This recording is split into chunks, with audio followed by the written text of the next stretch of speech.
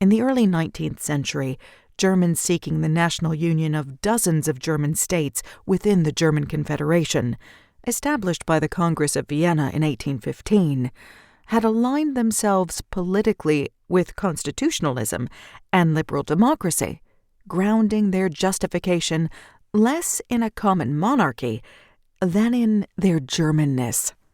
The dream of a German nation-state had come close to fruition during the revolutionary years of 1848 to 49, only to be undermined by division on the left and crushed by reactionaries.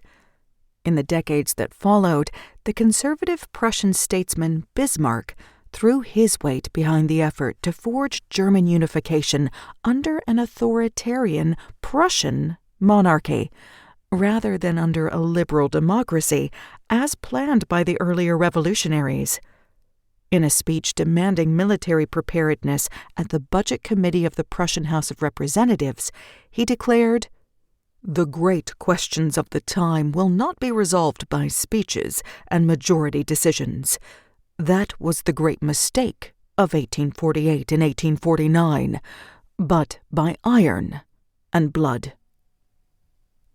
Prussia undertook 3 wars in quick succession, now known as the Wars of German Unification. At the time, nobody, not even Bismarck, had a precise plan mapped out. However, the Prussian minister-president shrewdly took advantage of diplomatic situations to play powers both great and small against each other.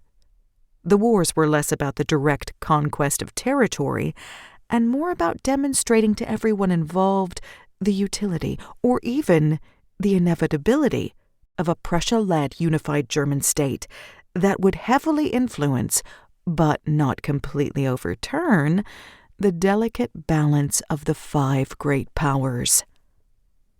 First came the war against Denmark over Schleswig-Holstein, duchies that were ruled by the King of Denmark without being incorporated into the Danish kingdom. When the king created a new constitution that directly incorporated Schleswig into the kingdom in 1863, unlike Holstein, Schleswig included Danish speakers and was not part of the German Confederation. Bismarck objected. He demanded a new constitution, and in 1864 the Danes fought back, assuming that France and Britain would join on their side against Prussia and Austria. The Danes proved friendless and were quickly defeated. The Treaty of Vienna gave Prussia administration of Schleswig, which afforded them the port of Kiel and a military corridor through Holstein, now under the administration of Prussia's tenuous and uneasy ally, Austria. Not surprisingly, Prussia and Austria themselves now were headed for war. That conflict erupted in 1866 and lasted just 7 weeks. After securing the neutrality of Italy and France, Prussia marched into Holstein and left the German Confederation. The Confederation, including the states of Hanover, Saxony, Bavaria, Baden, and Württemberg, then declared war on Prussia. The Prussians swiftly dispatched the Austrian and other German armies, notably at the crucial Battle of Königgrätz. Bismarck ended the conflict quickly, before Moltke could send his troops to Vienna to avoid intervention from third parties.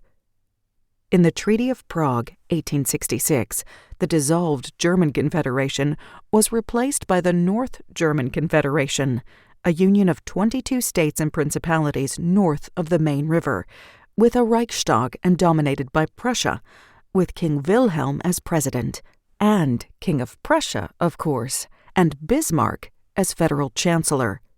Bavaria signed a treaty promising to ally itself with Prussia in case France attacked that state, and Prussia annexed Hanover, Frankfurt, Nassau, Hesse-Kassel, and Schleswig-Holstein too. But with Bavaria, Baden, Württemberg, and part of the Grand Duchy of Hesse still outside the North German Confederation, it was clear to most observers that Bismarck would seek an opportunity to compel their incorporation too, not through conquest, but through shared victory.